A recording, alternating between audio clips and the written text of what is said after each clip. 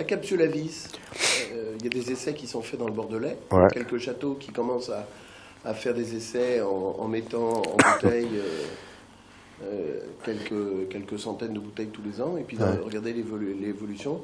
C'est quelque chose qui vous interpelle ou Moi, non. Écoutez, tout ce qui peut faire qu'on n'a plus de problème avec le bouchage est bon à étudier, à mettre en œuvre, à réfléchir. La capsule à vis, aujourd'hui, on n'a pas de recul. On sait que ça fonctionne sur 2 ans, 3 ans.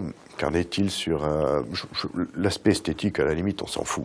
Un vin vieux, il est décanté en carafe, la plupart du temps, donc que ça soit, on enlève un bouchon ou une capsule à vis, ça joue pas. Je dirais même que pour un consommateur qui achète une bouteille de cru classé relativement chère, avoir la frustration d'avoir une bouteille bouchonnée, c'est pas non plus l'idéal, hein, c'est très frustrant. Donc la capsule à vis, ou tout ce que vous pourrez me proposer comme solution qui élimine le goût du bouchon, ou le risque de goût de bouchon, est une bonne solution. À condition qu'on puisse aussi le voir vieillir et évoluer. Le meilleur bouchage qui a jamais été trouvé, et le plus efficace, ce qu'on appelle le bouchage à l'emery. C'est pour vous dire s'il est étanche, hein, puisque quand on dit de quelqu'un qui est bouché à l'emery, c'est pas jamais très flatteur. C'est un bouchage au verre, verre sur verre. Bon. Et là, c'est nickel. Mais c'est pas très pratique. Il n'y a rien qui passe. Bon. Mais dans un château, un jour, on en avait trouvé. Quand il a fallu l'ouvrir 70 ou 80 ans après, impossible. Il a fallu couper avec des tenailles chauffées le goulot pour pouvoir avoir accès au vin.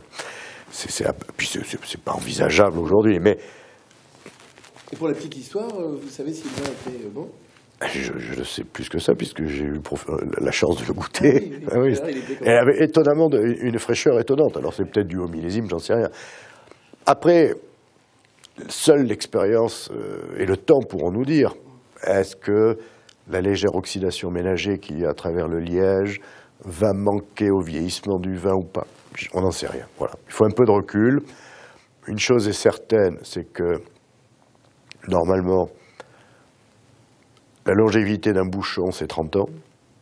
Donc on devrait reboucher, enfin nous, chez nous, on rebouche. Hein, dans nos caves personnelles, les vins tous les 30 ans, pour être sûr qu'ils sont bouchés efficacement et qu'il y a le moins d'accidents possible.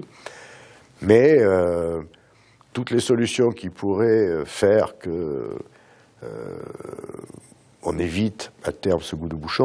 J'avais pas pu faire l'expérience parce que j'avais pas eu la patience. Parce que moi j'aime bien les réponses rapides. Hein, le truc qu'on te dit, fais-le, on te dira dans 20 ans si c'est bien. Bon.